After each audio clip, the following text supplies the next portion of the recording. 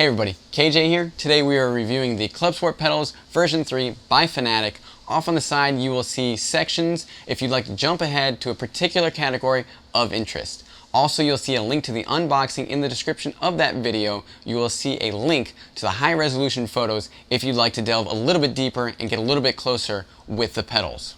Just taking a look at the V3 pedals, you'll notice that they have that flair to them. They have the red anodized look, they have the full metal construction, it is CNC machined out of aluminum. It just looks like a really nice piece of kit. Fanatec really knocked it out of the park in terms of presentation. Weighing in at about 15 pounds, it is a very substantial piece of kit. It has a 90 kilogram load cell as well as 12-bit resolution across all the pedals. So the brake pedal has an adjustable stiffness where the white label is showing as its minimum preload, all the way extended out is its maximum preload.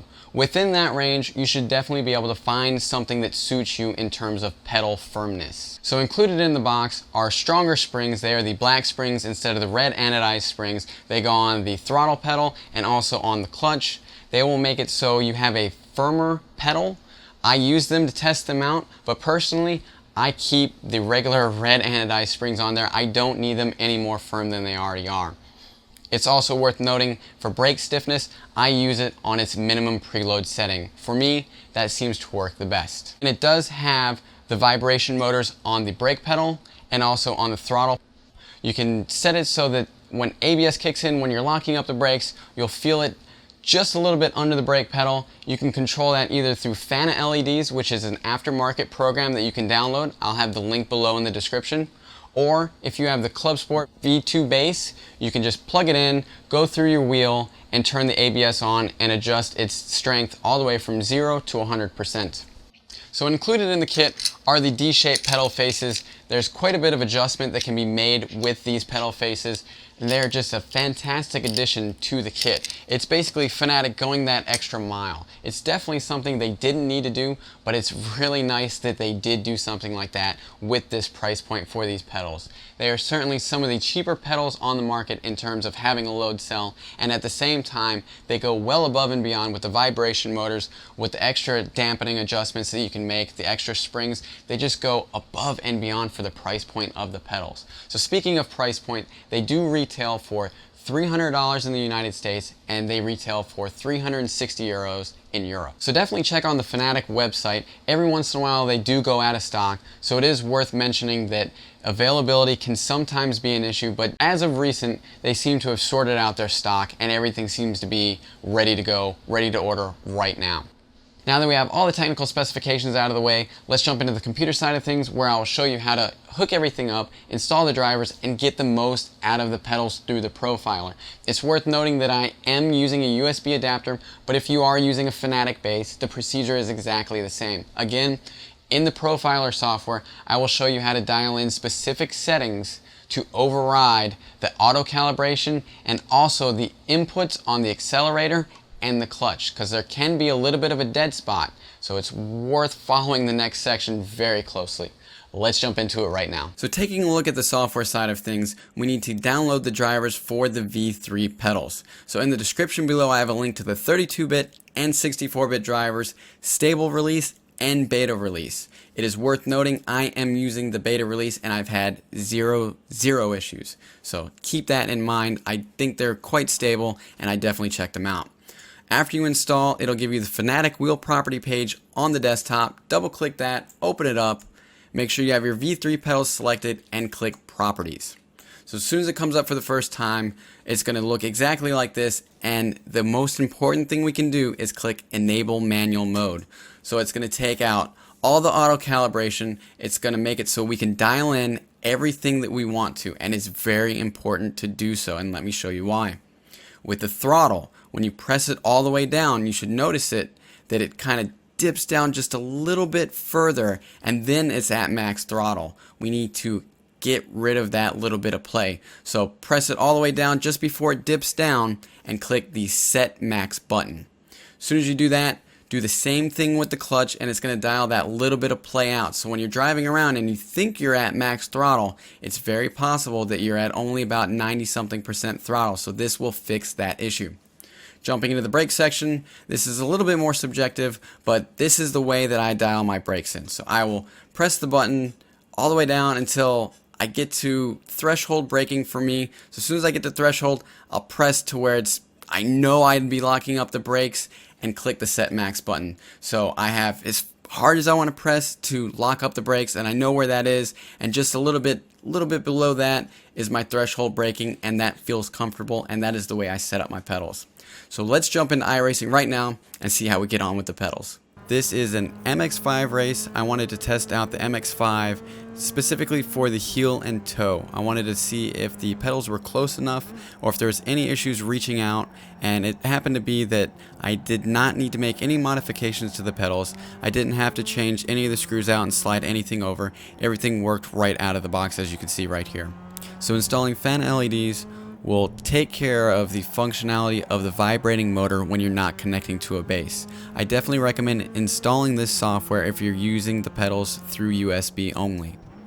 The V3 pedals can be somewhat drowned out by a butt kicker system, so it's worth noting if you have butt kickers, you might not feel the ABS kick in on the brake pedal. With that said, they are not going to override or be strong enough to compete with your butt kickers, because that is not the function or the proper use of these vibration motors on the V3 pedals. Also, the brake application seemed to be much smoother on the V3 pedals. It seemed to be much more responsive, and just overall it felt more comfortable. I was able to hit my braking point more often, and it was much easier to achieve with the V3 pedals. So it's worth noting that I've tested these pedals for a couple of weeks and also in long stints in endurance races. While using them in the endurance stints, I used the regular pedal faces and also the D-shape faces. In terms of the D-shape or the regular kit that comes with the pedals, I would say the D-shape works very well for cars that you don't have to heel and toe in. It gives a really nice feel, positive application of the pedals, and it feels very solid. Now when I'm racing the MX-5 like in this video, it is much easier with the stock pedal faces to heel and toe. I feel that the brake pedal application was easily repeated, and more so than the CSRs. It seemed that it was just that much more dialed in than the CSR Elites. And in terms of overall build quality, they just knocked it out of the park with all the red anodized equipment, the bolts and everything like that, the inclusion of the D-shaped pedal faces. I believe they went above and beyond in terms of including things in the kit that they certainly didn't have to. Everything feels quite solid. I won't know until the further months or potentially years how well they'll hold up, but so far I've yet to have any issues with pedals from Fanatec. If I were to have a problem, the warranty status goes from 12 months after shipment. So that is certainly worth noting. If you do have a problem, your warranty status starts after the product was shipped. So now that we've seen the pedals used in iRacing, let's jump out, go over pedal maintenance, and wrap everything up in a conclusion. So I want to briefly talk about pedal maintenance, and specifically when to use lithium grease and when not to use lithium grease. So it's important to not use lithium grease anywhere near this red brake cylinder nor the shaft, because it connects down into a PU foam, and if the lithium grease gets onto it, it's going to dry it out. So if you have a brake pedal that is very just kind of jerky, not smooth, more than likely that PU foam is dried out. What you need to do is take it apart and apply some liquid moly. So in the description there is a link to a PDF that shows you step by step how to take apart this brake section and apply the liquid moly to that PU foam. So the lithium grease is specifically for squeaks and creaks that you have around the pedals. So if you apply the throttle and it has a little bit of a squeak, you just need to isolate where that's coming from and apply some of the lithium grease. So with that said, that is the proper maintenance, and again, you do not want to apply this lithium grease anywhere near the red brake cylinder nor the shaft, because it will dry out that PU foam in the brake cylinder.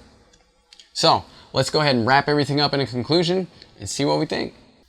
So there you have it. We've used the pedals, we've checked everything out. I have put them through extensive testing through the endurance, through all the streams throughout the weeks. I have certainly put some miles on these pedals and they still keep ticking. And for me, reliability is a huge factor. So I'm going to touch on that a little bit later. I just want to talk about the pedals a little bit and then wrap everything up with pros and cons. These pedals are just that notch above in terms of design, overall elegance, beauty, ease of use. They are certainly upgrades to the CSR Elites, and they definitely flaunt it in terms of their performance. Every little thing that, you know, was kind of nitpicky on the CSR Elites, the pedal firmness and how smooth it was, I couldn't always get the same pedal application, and with these I don't have to worry about that. So it seems that they're just that notch above there, that grade above, so they really are a significant upgrade to the CSR Elites. So going to the pros, let's take a look at just the way the pedals look. They are a piece of modern art. They really are. With the full metal construction, they're CNC machined aluminum. They have all the red anodized hardware on it. Everything looks amazing. Now, moving on to the performance of the product, it matches the appearance and maybe goes even above and beyond that. The pedals feel incredibly smooth. Everything about them just feels awesome. Everything just works well right out of the package. Just can't say enough about how they feel. It's one of those things that you really need to feel the pedals to just feel how smooth everything is. That pedal application is so smooth, and in terms of hitting your brake mark, you can do it repeatedly. That is so important in terms of sim racing. You can hit that threshold braking every time and be ready to go. So in terms of customization, you can change out the pedal faces. They offer plenty of customizing kits in terms of different color pedal faces. They have the dampener kit if you need a little bit more stiffness, and also on the pedal faces themselves, if you want to customize them right out of the box, you get an inch of movement either direction, and the D-shaped pedals have quite a bit of motion in terms of angle. So customization right out of the box, you can dial in everything to fit you, and that's really important because everybody has a different feeling they're going for, a different feeling that they're used to. So you can dial that in with these pedals, and probably even tenfold, just because of the amount of customization that is available at hand, and that is just such a huge pro. So in terms of reliability, these have been incredibly reliable. I stream 3 hours every weeknight and I do plenty of endurance races. These things have held up for the past couple weeks right now. I need to test them a little bit longer to see the longevity, but right now everything seems very solid. The pedal application, specifically in terms of the brake, hasn't changed. They feel exactly the same since day one. Everything feels just as good as it did the day that I opened everything, which is fantastic because, again, streaming, I need reliability. And who doesn't want a reliable piece of kit? I think that is a huge pro. Nobody wants to be days, potentially a week or two, without their sim racing kit, specifically pedals, which you will need. So moving into the cons though. So first up, in terms of vibration motors, I don't think they're strong enough to compete with the butt kickers that I have on my rig. It's incredibly hard to feel the pedals at all with those on. But I don't think it's maybe realistic to compare those or have those on with the vibration setting on these pedals. So it can only do so much.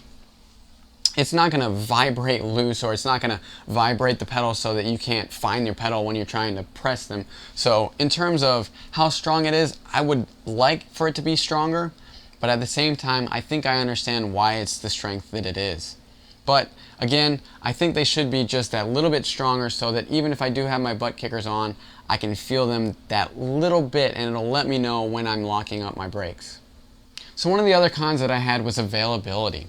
For me, I had to wait, I believe it was just a little bit over a month to get my pedals, which, truth be told, that's not a long time to wait for a product. But for me, I like to have products as soon as possible. I like to be able to review them, really try them out, and try to get that information to you guys as soon as possible. So availability was kind of an issue for me. Moving forward, they are in stock right now, but like I said earlier in the video, sometimes they go in and out of stock, so it's worth checking out to see if they have any availability at this time.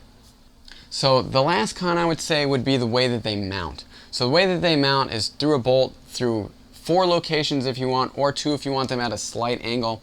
But in terms of mounting them or putting them on a surface that might be a little bit slippery, maybe you have just carpet, you don't have a rig, it's going to move maybe a little bit. You can see me putting a lot of force on it. It tends to grip with the rubber pads on the bottom. It doesn't have something that's going to grip into carpet like the G27 does, but at the same time, if you're buying a fairly high-end piece of kit, you probably have something that you're going to be able to mount them to, but I would have liked to seen an option to secure it a little bit better in terms of putting it on carpet for everybody out there.